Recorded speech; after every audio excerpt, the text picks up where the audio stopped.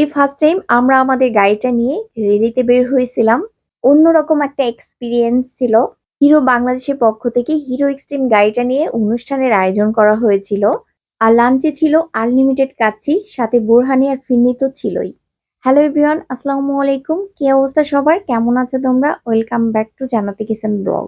শোরুমে যে এই যে লম্বা একটা সিরিয়াল দেখছো, তখন বাজে সকাল 8:30। আর এই সিরিয়ালটা ছিল টি শার্ট আর সকালের নাস্তার সিরিয়াল। সকালে খাবারের নাস্তায় দিয়েছিল কেক আর একটা কলা। শুভযাত্রাটা শুরু হয় শোরুম থেকে 300 ফিটের দিকে। আর তখন বাজে প্রায় 10:45।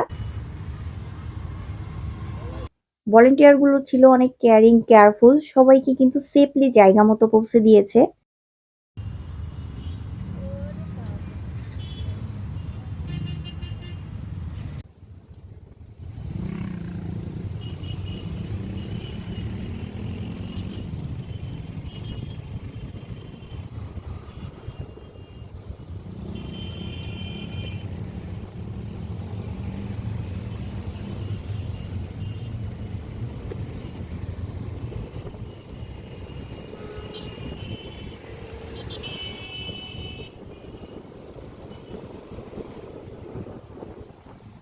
এত সময় কিন্তু সবাই লাইন মেনটেন করে চলতেছিল। এখন এইদিকে এসে সবাই যার যার মতো ইচ্ছা মতো চালাচ্ছে। এরই মধ্যে আমরা রেস্টুরেন্টও চলে এসেছি। এই রেস্টুরেন্টে এই জায়গাটায় আজকে অনুষ্ঠানটার আয়োজন করা হয়েছে।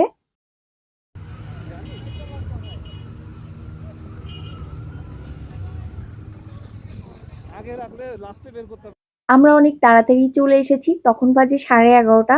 এখনো অনেক গাড়ি এসে কিন্তু এখানে পৌঁছে নাই। আস্তে আস্তে দেখো সব গাড়িগুলো আসতেছে। এখানে সবার জন্য শরবতের ব্যবস্থা করেছিল। আমরা দুইজনে দুটো শরবত নিলাম। শরবত খেয়ে উঠতে না উঠতেই দুপুরে লাঞ্চের খাবারের ব্যবস্থা করে ফেলেছে। আমি একটু অবাকই হইলাম, কারণ তখন কিন্তু 12টাও বাজে নাই, এত তাড়াতাড়ি লাঞ্চের খাবারটা দিয়ে দিচ্ছে।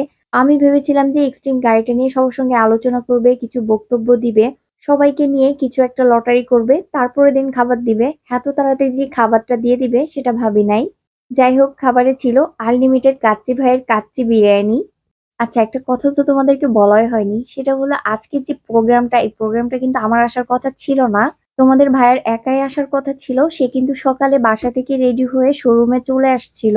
এরপর এসে দেখে অনেকেরই ওয়াইফ তাদের সঙ্গে করে নিয়ে এসেছে। সেটা দেখে সে আমাকে ফোন দিয়ে বলে, রেডি হও, আমি বাসায় আসতেছি। বাসায় এসে এরপর আমাকে নিয়ে বের হয়েছে। আর 2টা মিনিট লেট করলে মনে হয় আমরা রেলিটা মিস করতাম। যাই হোক, যেটা হয়েছে ভালো হয়েছে। অনেক বছর পর এভাবে প্যান্ডেলে বসে খাবার খাচ্ছি, তাও আবার বিনা দাওয়াতে, ফ্রিতে। থ্যাংক ইউ হিরো বাংলাদেশকে এত সুন্দর একটা অনুষ্ঠানের আয়োজন করার জন্য। কাচ্চির সঙ্গে কিন্তু একটি করে জালি কাবাব ছিল। আর জালি কাবাবটা একদমই ভালো ছিল না, বাজে একটা স্মেল আসতেছিল। প্রথমে একটা বাইট আমি মুখে দিয়েছিলাম, তারপরে আমি রেখে দিয়েছি, আর ওটা খাওয়া হয় নাই। আর বিরিয়ানির টেস্টটাও কিন্তু অতটা ভালো ছিল না, অ্যাভারেজ। এর সঙ্গে কিন্তু ছিল বোরহানি আর ফিরনি। আর লাস্টে কিন্তু দইও দিয়েছিল। আমি ভাবি নাই যে দইটাও দিবে। শক্তির এই মিষ্টি দইটা আমার খুব পছন্দ, আমি সবসময় এই দইটা খেয়ে থাকি। চলো এই রেস্টুরেন্টের পুরো ভিউটা একটু দেখাই। আসলে এটা যে রেস্টুরেন্ট না একটা রিসোর্ট, সেটা আমি ঠিক বুঝে উঠতে পারতেছি না। খাওয়া দাওয়া শেষ করে সবাইকে বলে দেওয়া হয় যে এখানেই যাত্রাটা সমাপ্ত করা হলো, এবং বলা হলো নিজেরা নিজ দায়িত্বে নিজেদের স্থানে পৌঁছে যেতে। এখন আমরা এখান থেকে কটা ছবি তুলে বাসার উদ্দেশ্যে রওনা দিব। এই তো ছিল আমার আজকের মিনি ব্লগ। আশা করি আমার এই আজকের ভিডিওটি তোমাদের কাছে ভালো লেগেছে। আর ভালো লাগলে আমার পেজটাকে ফলো দিয়ে চ্যানেলটাও সাবস্ক্রাইব করে দিও। তোমরা সবাই ভালো থেকো, সুস্থ থেকো। ভিডিওটি দেখার জন্য সবাইকে অসংখ্য ধন্যবাদ। আল্লাহ হাফেজ।